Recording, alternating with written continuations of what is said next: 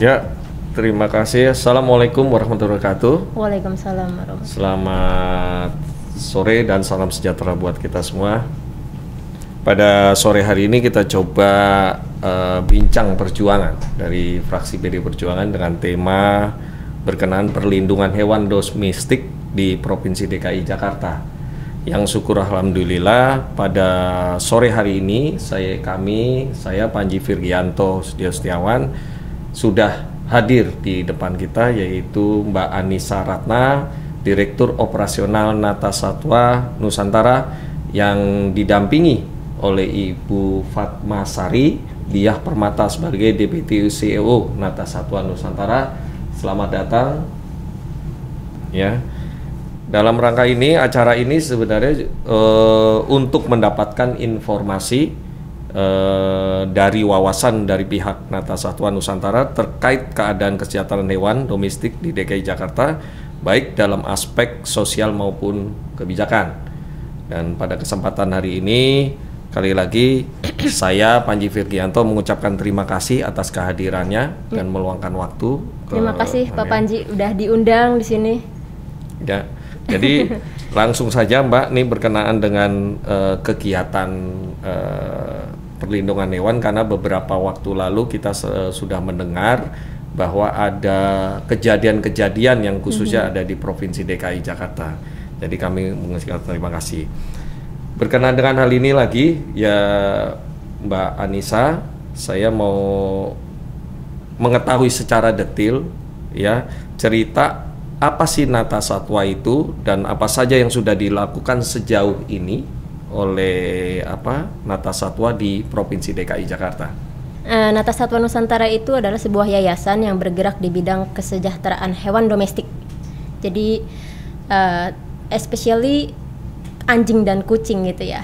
Dan selama ini sebenarnya kita itu dulunya adalah Garda Satwa Indonesia yang kemudian jadi Nata Satwa. Itu kita udah bergerak dari tahun 2012. Tujuan utama kita sebenarnya adalah membuat Indonesia itu ramah hewan. Jadi gimana caranya, yaitu dengan cara mengedukasi masyarakat mengenai pentingnya kesejahteraan hewan domestik gitu. Terus juga selagi mengedukasikan pasti ada kasus-kasus yang harus kita bantu, kayak misalnya rescue hewan gitu, kucing, anjing, dimana itu nanti kita rehabilitasi baik mentalnya, baik fisiknya, sampai mereka sudah sehat dan kemudian mereka siap diadopsi. Itu kita carikan rumah abadi buat mereka gitu. Dan untuk kondisi penakaran di Nata Satwa sendiri serta operasional tentu saja kan perlu anggaran. Itu pendanaannya dari mana? Karena yayasan kan kita nggak boleh berjualan ya. Jadi kita benar-benar murni dari kantong pribadi dan juga dari masyarakat gitu. Kayak penggalangan dana gitu. Kalau untuk informasi Nata Satwa sendiri berkenaan dengan hewan-hewan untuk rekreasi, penerapan kebijakan di Provinsi DKI saat ini seperti apa? Sebenarnya ya beberapa kali sempat melihat kayak delman sampai jatuh gitu kan ya, terus sampai kehausan. Itu kita anggap sih sepertinya memang kurang edukasi mengenai kesejahteraan kudanya yang dimiliki oleh si pemiliknya itu. Jadi pemiliknya nggak ngerti, nggak begitu paham gitu mengenai kesejahteraan hewannya. Sampai akhirnya kemarin kalau nggak salah Jaan kerjasama dengan DKPKP untuk edukasi delman, dan itu udah berita bagus ya. Meskipun sebenarnya masih agak nggak sreg gitu loh, maksudnya kita udah zamannya ada ojek online gitu, udah ada taksi online, ada Transjakarta, kenapa mesti pakai delman gitu? Oke. Dari segi Nata Satwa sendiri, peran Puskeswan di Provinsi DKI Jakarta, apakah sudah secara maksimal bekerja, mengingat saat ini ada di bawah naungan DKPKP? Sebenarnya sih masih bisa banyak yang diperbaiki gitu ya. Tapi kita sendiri ngerti karena kita kan sebenarnya mengerjakan hal-hal yang sama seperti yang Puskeswan kerjakan gitu. Cuman kalau Puskeswan kan lebih se-Jakarta gitu kan. Jadi dan tanggung jawabnya adalah setiap ada laporan mereka wajib untuk menerima laporan dari masyarakat, tapi meskipun fasilitasnya menurut kita masih kurang gitu. Terus juga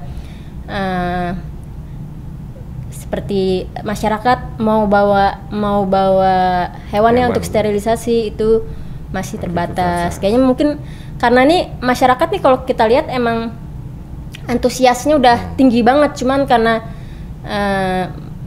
keterbatasan dari Puskeswan dan DKP jadinya kayak agak ketinggalan gitu loh, kayak gitulah. Jadi melihat dari jawaban dari Mbak Anissa nih, ada baiknya dipaparkan dulu deh dari awal karena mengingat banyak permasalahan yang harus diselesaikan oleh pihak DKP-KP, CQ-nya ya, secara umumnya adalah Pemprov DKI. Silakan dipaparkan dulu. Oke, jadi kan kita di sini mau bicara mengenai perlindungan hewan domestik di DKI Jakarta ya. Ini enggak lari-lari jauh dari kesejahteraan hewan gitu kan, dimana sebenarnya yang menjadi fokus kita nih, kami Nata Satwa Nusantara itu banyak banget jumlah hewan terlantar di Jakarta gitu. Jadi dimana itu sebenarnya jadi salah satu indikator bahwa kesejahteraan hewannya di Jakarta belum terpenuhi. Kenapa? Karena masih ada yang terlantar gitu kan. Kalau udah nggak ada yang di jalanan kan berarti mereka udah dapat perlindungan, udah dapat tempat tinggal gitu, udah dapat makan pastinya kan, karena nggak ada di jalanan gitu. Dan sebenarnya banyak orang yang berpikir karena hewan tidak begitu prioritas dibandingkan dengan kesejahteraan manusia. Kalau menurut kami sebenarnya kesejahteraan manusia itu nggak bisa dicapai dengan cara meninggalkan kesejahteraan hewan, karena kita hidup di habitat yang sama, dimana itu kalau ada hewan yang nggak sehat, manusianya juga jadi jadi nggak sehat gitu kan. Contohnya rabies lah, zoonosis yang lainnya juga masih banyak gitu.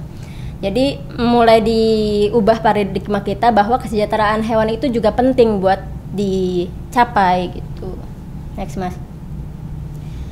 Nah, ini studi kasus dari kita sendiri ya.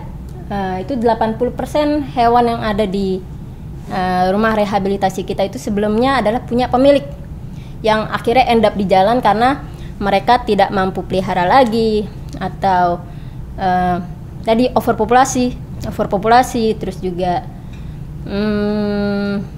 jadi korban kekerasan rumah tangga.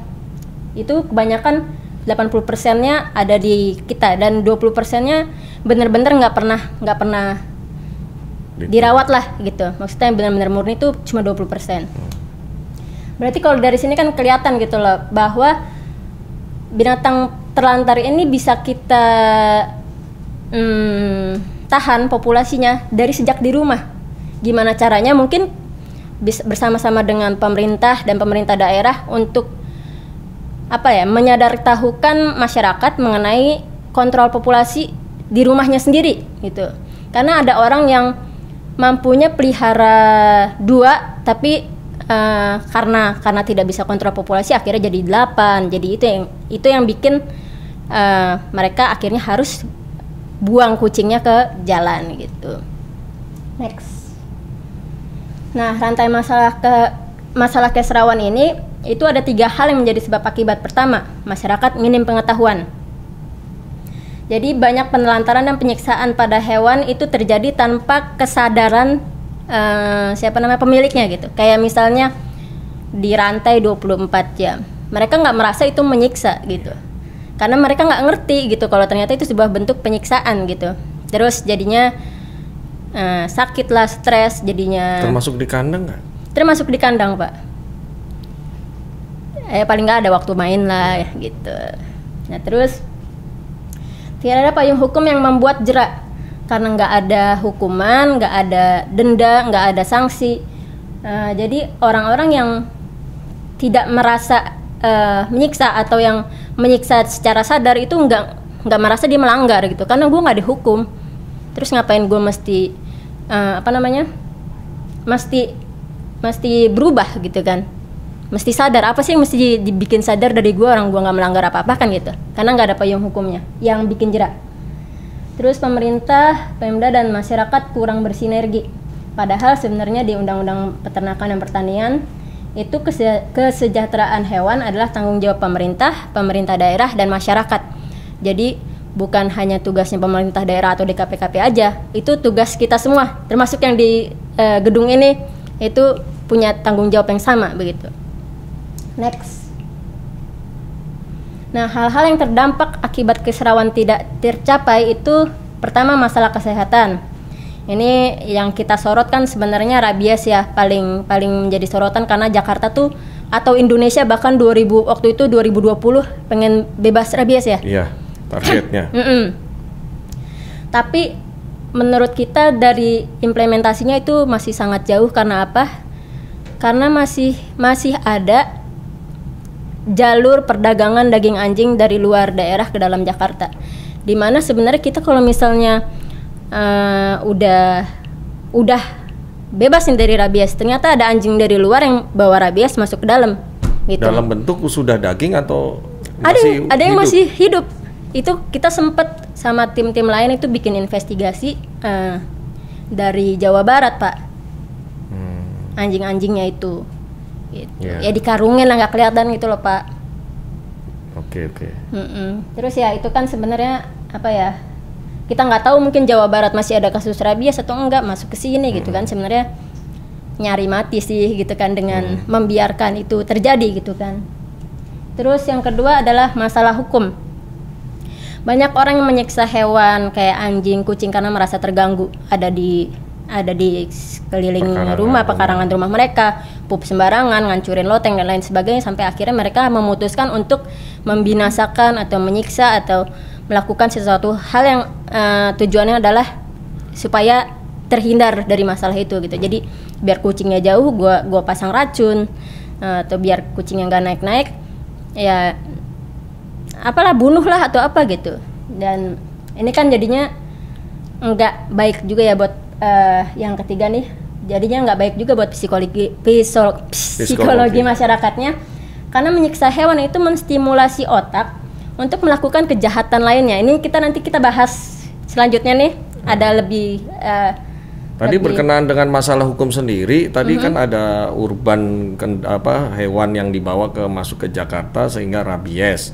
Apakah itu sudah ada dikategorikan nata satwa bahwa itu perlu juga dibuat aturan hukum? Iya dong, Pak, perlu, Pak. Perlu, cuma masalahnya kalau nggak salah udah ada surat edaran, udah ada macam-macam, udah dibikin sedemikian rupa, tapi kenapa ada aja gitu masih masuk? Apakah ada yang nakal gitu, misalnya mungkin dari Dishub ngasih aja gitu masuk atau gimana, kita kan nggak ngerti di bagian situnya gitu. Tapi sempet kayak tim kita kan ada tim-tim khusus ya, kayak misalnya kerjasama juga dengan badan lain, itu ada yang investigasi bawa dari Bandung ke Jakarta itu lolos gitu loh, Pak. Itu berarti kan nggak ada pengecekan, atau mungkin izinnya adalah izin lain, mungkin izin peternakan atau apa. Nah sebenarnya nih mengenai apa ya, penyiksaan hewan itu impactnya berujung panjang banget. Itu udah ada di pikirannya si Pythagoras dari tahun 500 sebelum Masehi. Itu bahwa intinya adalah ketika kita melakukan orang yang melakukan kejahatan pada hewan itu nggak kenal sama sekali sama yang namanya kedamaian. Dan biasanya orang yang melakukan pembunuhan pada hewan, mereka akan membunuh satu sama lain.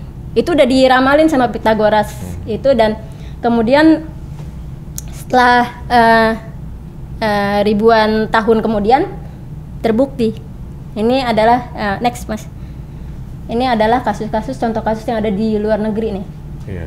Ini waktu kecil. Kalau di Indonesia belum bisa membuktikan atau nggak berani membuktikan. Kemarin sempat ada, nanti ada saya kasih tahu. Nah jadi ini banyak kejadian di mana kriminal seperti pencurian, pemerkosaan, sampai penembakan, pembunuhan itu karena dari kecilnya itu udah terbiasa menyiksa hewan gitu. Jadi apa ya, buat mereka itu kayak sesuatu hal yang memicu adrenalin dan akhirnya jadi berani melakukan hal yang lebih dahsyat lagi gitu. Jadi memang ada apa namanya koneksinya antara membunuh hewan dengan membunuh manusia tuh ada koneksinya.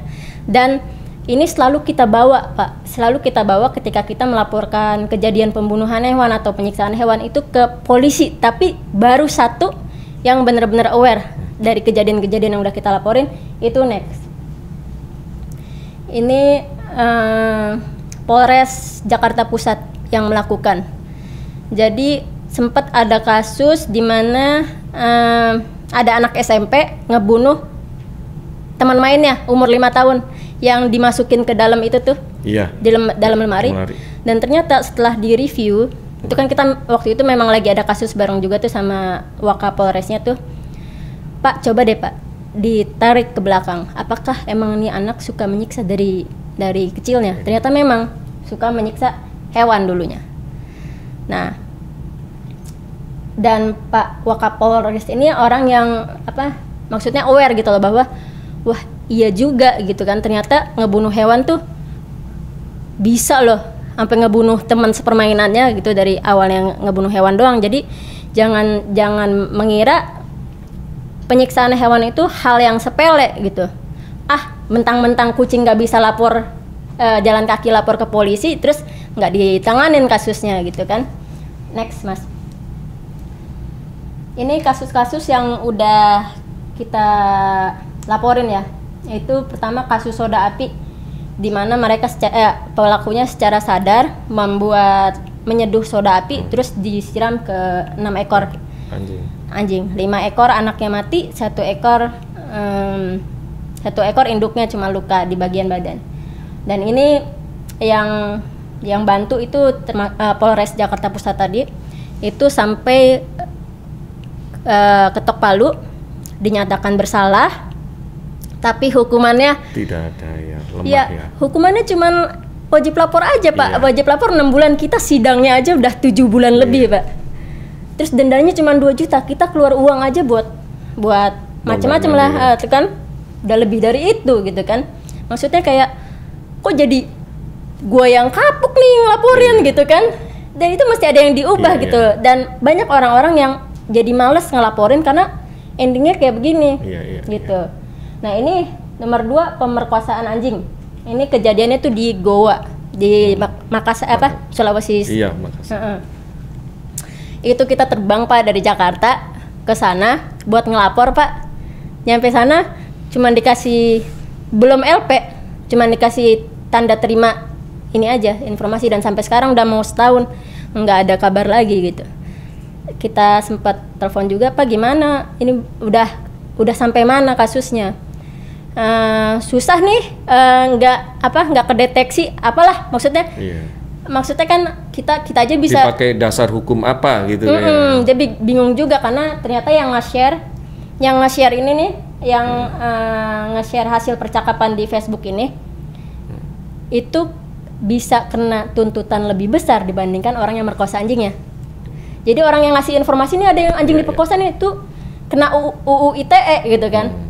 Sedangkan yang merkosa paling 302 lagi Pak gitu kan. Gitu. Dan yang ketiga ini anjing diseret motor ini udah ini agak kesel juga, kita sampai lapor ke dari Polsek sampai ke Polda Jakarta. Itu dioper-oper terus gitu, kayak di pingpong gitu loh. Kayak nggak ada buktinya, kurang bukti, mana anjingnya dicuri, gimana ada buktinya gitu kan anjingnya dicuri gitu kan. Aneh-aneh aja gitu permintaannya gitu loh. Terus kayak bilang bukti kepemilikan anjingnya mana gitu kan. Maksudnya kan emang ini anjingnya tuh punya pemilik, tapi namanya anjing kampung kan nggak ada surat-surat Pak, nggak kayak anjing ras gitu kan ya. Ya nggak bisa ngebuktiin, maka nggak bisa dilaporkan gitu. Jadi ini laporan yang nggak bisa dilaporkan salah satunya.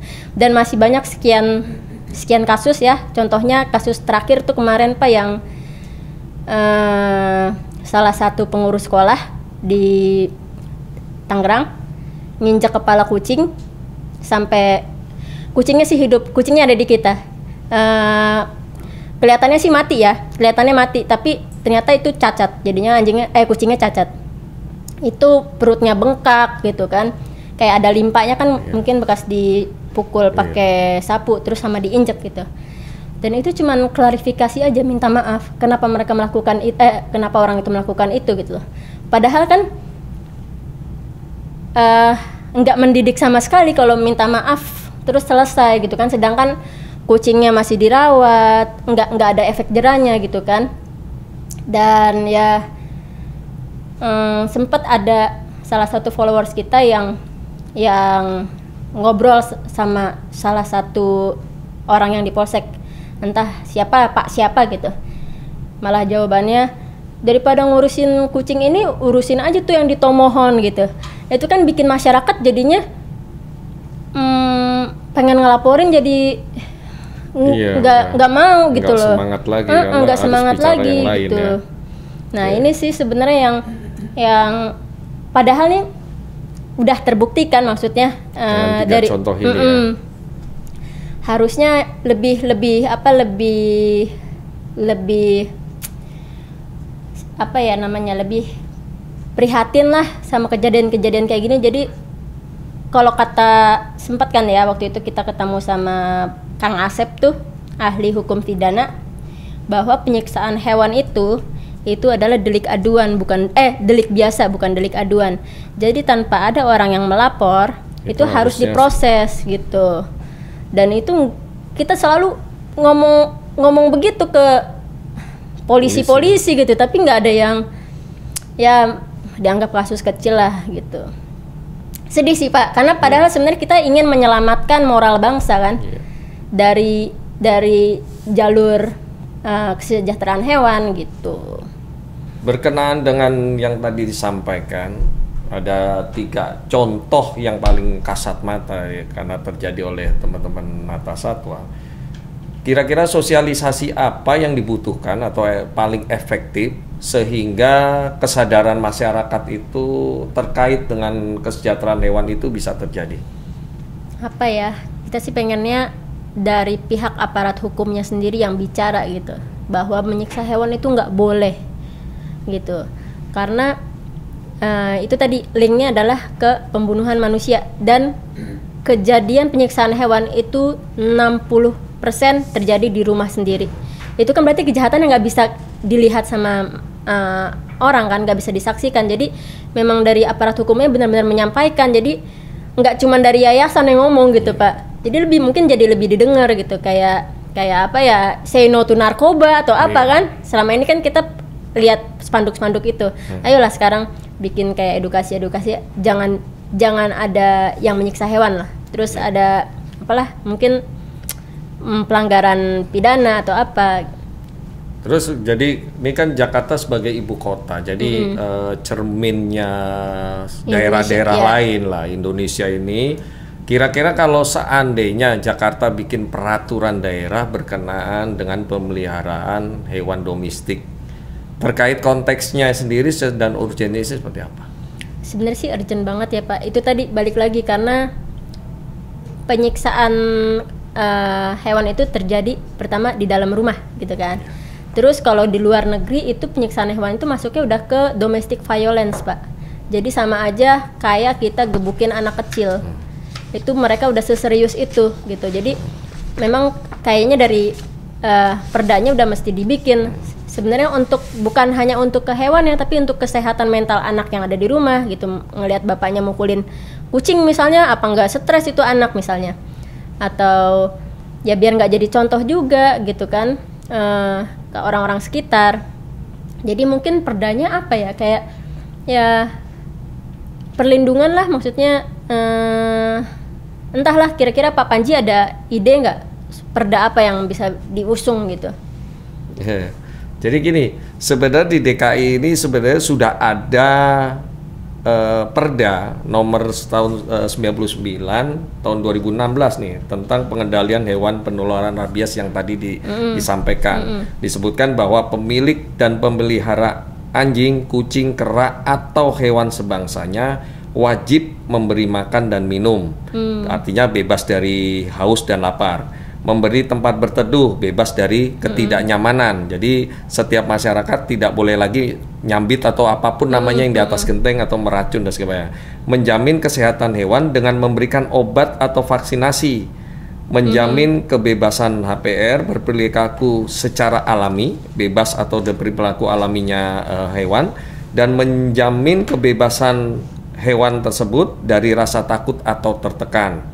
Terus hukuman setiap pemilik atau pemelihara hewan berupa perorangan maupun badan usaha yang melakukan pelanggaran terhadap ketentuan pada pasal 14 dan 15 yang tadi perdanya tersebut ya, dikenakan sanksi administrasi berupa penyitaan hewan peliharaan. Nah, menurut kita ya Pak ya, ini masukan aja nih Pak. Kalau nyita hewan peliharaan itu enggak mendidik sebenarnya, bukan suatu solusi, enggak menyelesaikan masalah. Itu nambah masalah Pemda Pak. Karena Pemda jadi anjingnya sama kucingnya jadi banyak Pak. Iya. Ya kan? Sebenarnya mungkin denda, uang kayak atau apa yang dimana uangnya nanti bisa dipakai untuk sterilisasi kucing-kucing jalanan atau apa gitu kan, street feeding, bisa kayak begitu. Mungkin harus ada dendanya Pak.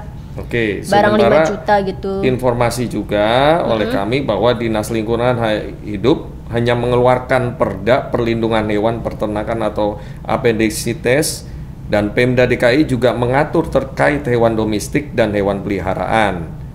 Ya, dari apendisites itu adalah daftar spesies binatang atau tumbuhan yang diperdagangkan perlu diawasi sehingga negara-negara anggota setuju untuk membatasi perdagangan dan penghentian eksploitasi terhadap spesies yang terancam punah.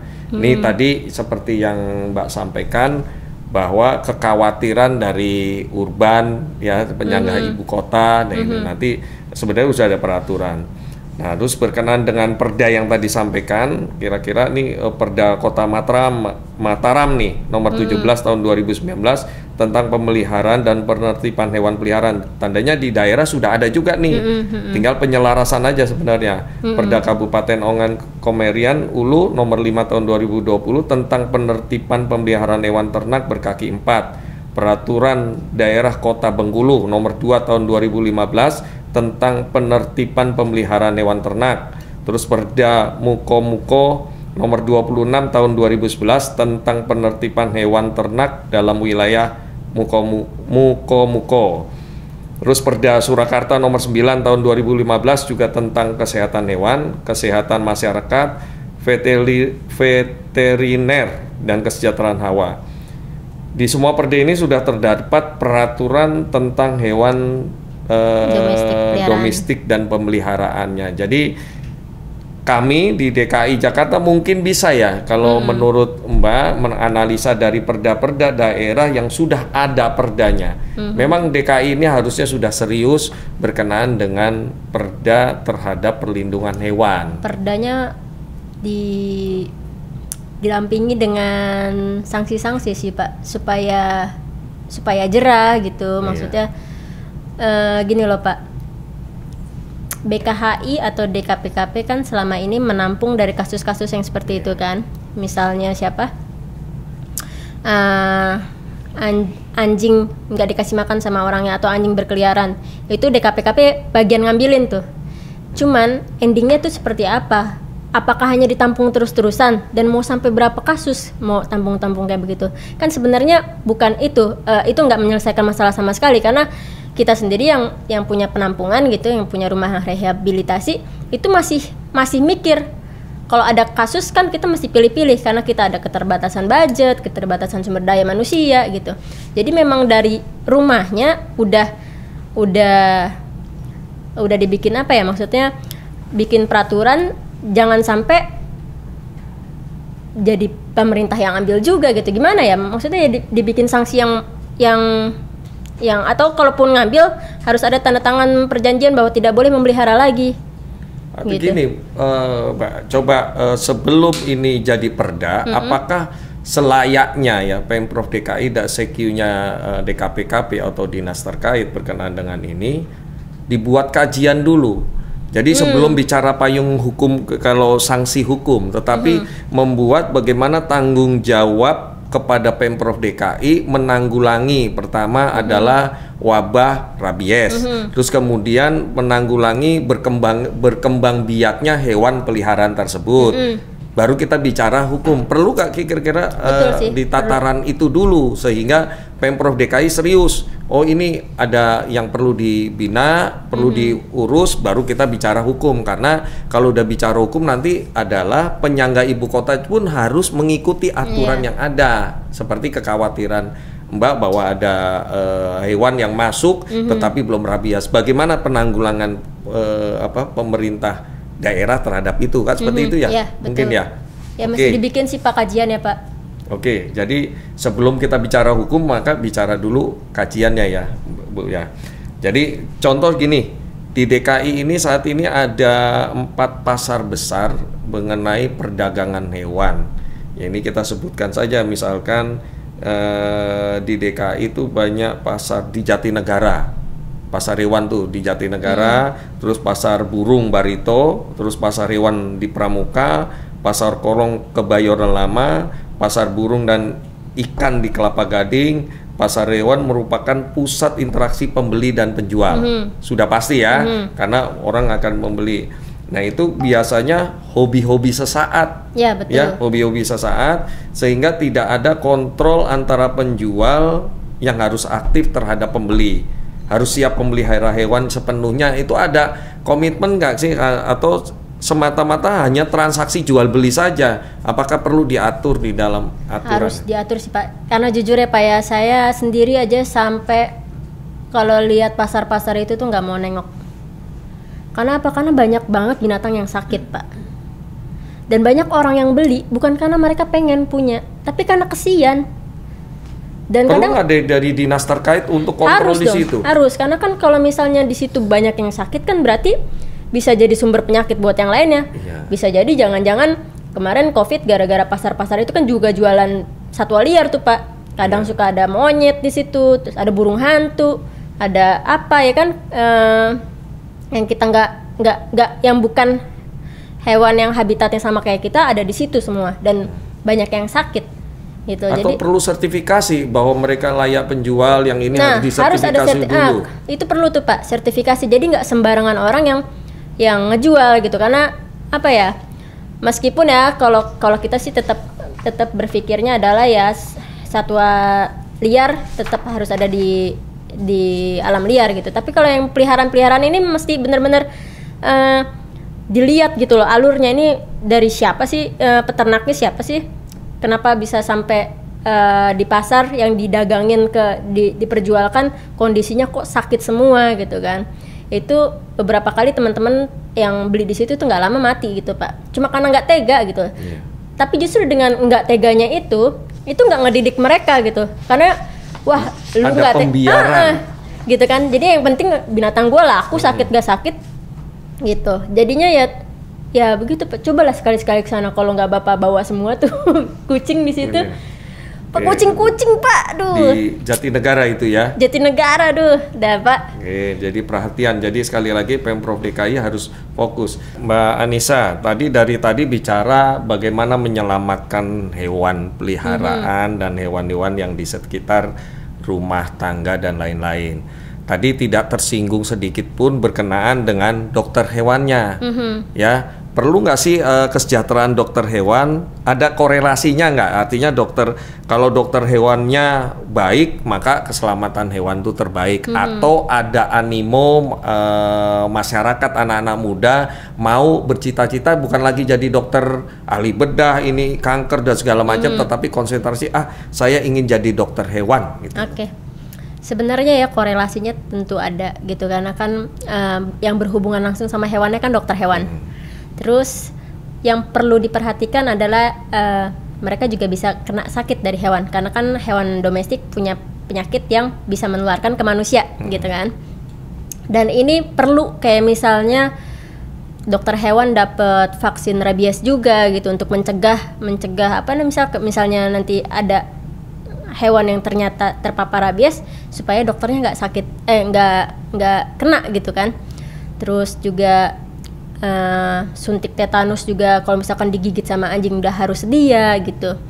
Itu perlu diperhatikan. Kalau untuk animo anak-anak muda zaman sekarang itu Pak, dokter hewan itu banyak sekarang. Itu terlihat dari kita mau pesen vaksin kucing kosong di mana-mana Pak. Karena dokter-dokter yang sudah mulai bisa praktik itu udah maksudnya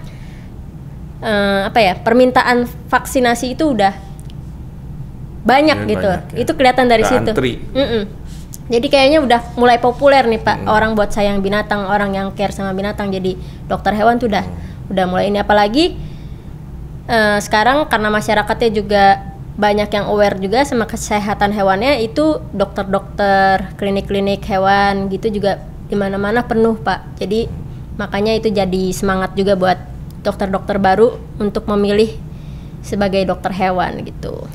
Dalam rangka mengurangi atau kekerasan yang terjadi pada hewan, kita kontrol ya, artinya membatasi jumlah hewan, terus memberi kesadaran masyarakat supaya tidak terjadi kekerasan pada hewan tersebut. Bagaimana caranya mengontrol populasi hewan tersebut sendiri menurut pandangan? Oke, yang pertama sebelum kita membuat program, seharusnya kan kita sudah tahu dulu jumlahnya berapa yang akan kita kontrol populasinya. Dan sampai saat ini sepertinya belum ada data yang pasti atau eksak mengenai jumlah populasi dari hewan domestik. Dan sepertinya ini sudah mungkin bisa kerjasama dengan Badan Pusat Statistik untuk ketika sensus orang manusia itu juga kerjasama dengan Dinas Peternakan atau Kementerian Pertanian buat sensus juga binatang peliharaannya.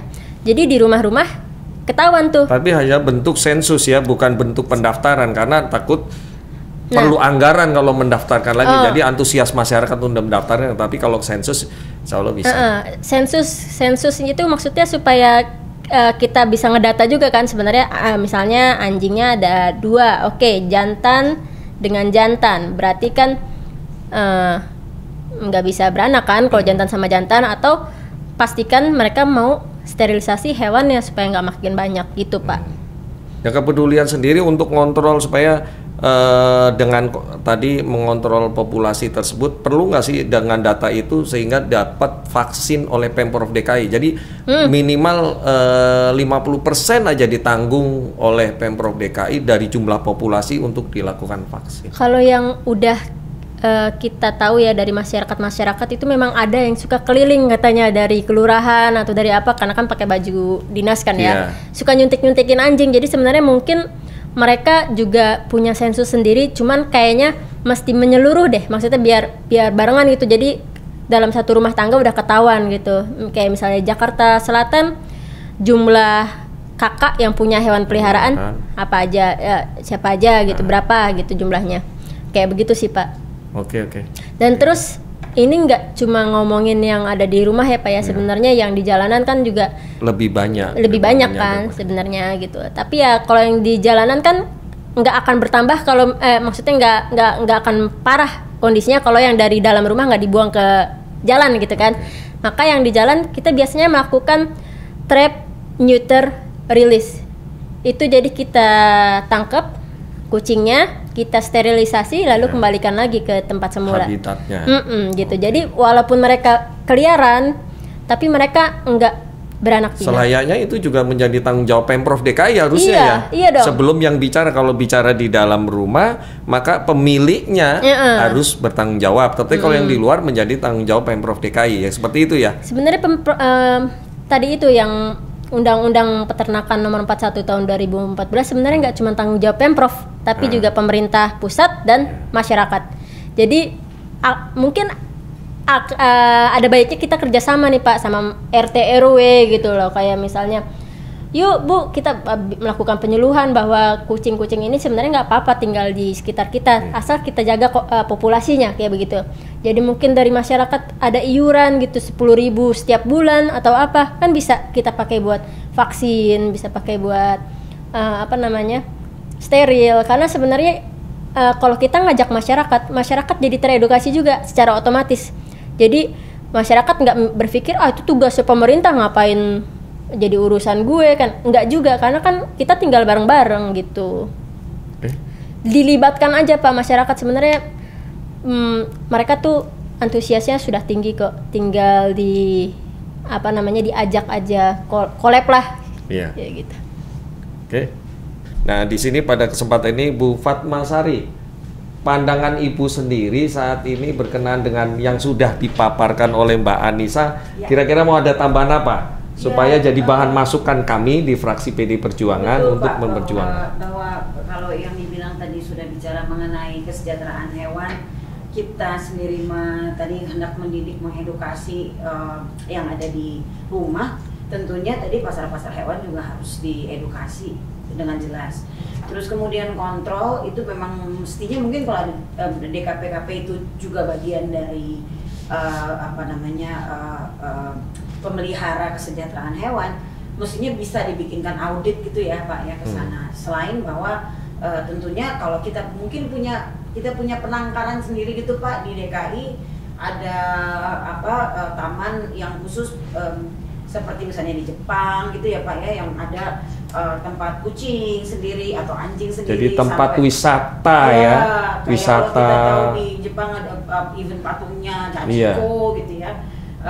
Nah, why don't we ensure bahwa orang mengerti bahwa edukasi nggak semuanya berarti harus disamperin gitu. Terus sisi lain mungkin anak kecil-kecil mulai lagi diajarin pergi ke Ragunan atau pergi ke tempat hewan, bukan sekedar hiburan hari Minggu gitu Pak. Tapi lebih karena mereka harus ngerti bahwa menyenangi dan memelihara binatang itu adalah bagian tadi yang Anissa sudah bilang, kita hidup di tempat yang sama, habitat yang sama, kenapa kita nggak bisa hidup bersama dan memelihara yang baik gitu. Ya. Oke, terima kasih Mbak Anissa, Bu Fatmasari yang sudah meluangkan waktunya pada sore hari ini kita berdiskusi berkenaan dengan perlunya perlindungan hewan domestik di Provinsi DKI Jakarta, dan insya Allah ini sebagai masukan kami fraksi PD Perjuangan dan akan kami sampaikan di dalam rapat-rapat resmi kami. Sekali lagi rapat-rapat resmi kami baik di komisi, kebetulan ini ada komisi B ya, komisi perekonomian, dan kebetulan nanti juga di Pemprov DKI juga sudah mempunyai rumah singgah sebenarnya ya, rumah singgah yang ada di Ragunan. Akan kita minta teman-teman untuk konsentrasi untuk meninjau langsung sejauh mana kinerja Pemprov DKI mengelola ini semua. Dan sebenarnya kami juga Pak, kalau boleh jujur nih, dari tadi nanya mulu ya, kalau boleh jujur ya pasti boleh kan ya, jujur ya. Beberapa tahun yang lalu itu sempat nggak sengaja lihat ke sana, itu iba Pak ngelihat binatang-binatangnya gitu ya, karena kondisi di lokasi yang saya sampaikan tadi. Karena kondisi pertama, kondisi kandangnya nggak layak, banyak bocor gitu. Jadi pas kejadian di situ tuh, pas saya kunjungan di situ pas lagi hujan, itu kucing-kucing sampai dempet-dempetan naik-naik ke kayu-kayu, sedangkan yang di bawah tuh mesti kebasahan gitu kan. Terus banyak anjing yang sempet dikarantina di sana, pas nyampe di rumah kemudian kena virus gitu, seperti ada yang juga kena parasit darah. Itu pas saya lihat ke sana sih kurang layak ya Pak gitu. Maksudnya kita juga tanya-tanya berapa yang kerja di situ, maksudnya berapa orang. Kayaknya waktu itu ya Pak ya, itu cuma 2 orang Pak. Dan dimana kalau libur berarti kan hewan-hewan di situ nggak tahu siapa yang ngurus gitu kan ya. Terus ya mungkin kita sih ngerti ya, mungkin ada budget juga yang terbatas gitu kan ya. Makanya yuk deh kita sama-sama, maksudnya dari LSM, mungkin dari DPRD juga, dari DKPKP juga, kerjasamalah untuk gimana supaya kita nggak terus-terusan nampungin anjing-anjing yang udah punya pemilik, yang harusnya mereka bisa kita edukasi supaya mereka enggak sampai menelantarkan hingga akhirnya masuk ke penampungan. Kita beresin aja dulu dari rumah tangga gitu loh Pak. Jadi pekerjaan saya sebagai yang menyelamatkan hewan juga berkurang gitu. Pekerjaannya DKPKP juga berkurang gitu. Jadi mulai dari situ aja kayaknya mungkin dari rumah tangga. Oke, jadi sekali lagi Mbak Anissa, terima kasih. Saya akan tinjau untuk kesekian kalinya. Saya sampaikan bahwa yang di sekitar Ragunan itu ada BLUD, memang milik DKPKP, tapi ini sudah di semi swastakan. Oh, oke. Jadi otomatis mereka akan mendanakan sendiri biaya untuk kegiatan operasional, jadi dengan segala kekurangan, tetapi akan menjadi perhatian kami fraksi PD Perjuangan akan hal ini. Oke. Ya, insya Allah saya juga izinkan perkenalkan untuk menjelaskan bahwa saya Panji Virgianto, kebetulan anggota DPRD DKI dan sebagai pengurus DPD PD Perjuangan Provinsi DKI Jakarta. Dan salah satu hobi saya adalah sebagai pencinta hewan peliharaan, salah satunya adalah kucing, ikan, dan burung. Oke. Jadi saat ini saya memelihara tinggal 2 peliharaan, yaitu hewan kucing dan ikan, aligator bersama kucing-kucing. Dan insya Allah karena keseriusan, insya Allah saya bersama jajaran pengurus partai maupun fraksi PD Perjuangan akan kita tinjau dan memaksimalkan, mendorong ini menjadi perda, dan kita minta kerjasama dari teman-teman ini LSM, ya? penata satwa. Oke, karena siap. sudah jelas, nanti kami juga akan tinjau. Saya kira itu. Terima kasih, selamat Terima kasih sore. banyak. Wabillahi taufiq wal hidayah. Pak Panji. Wassalamualaikum warahmatullahi wabarakatuh. Waalaikumsalam warahmatullahi wabarakatuh.